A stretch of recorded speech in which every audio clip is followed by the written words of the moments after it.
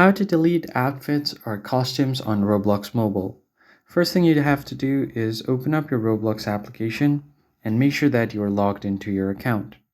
And once you're logged in, what you need to do next is simply tap on your profile icon or tap on the avatar icon at the center of your screen at the bottom.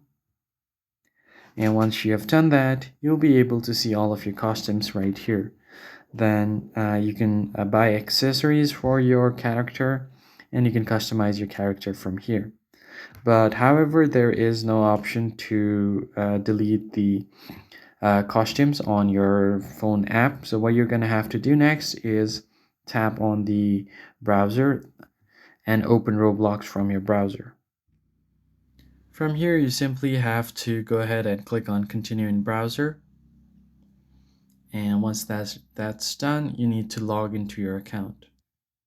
And now once you have verified your account, you'll be able to continue in your browser. And as you can see, I'm already logged in. The next step you need to do is you're not able to change costume or delete costume from here. So the next step is to request your desktop site. Tap on the three lines at the top right. And then from here, head over to desktop site. Turn it on. So from here, you just want to head over to your profile again and tap on it.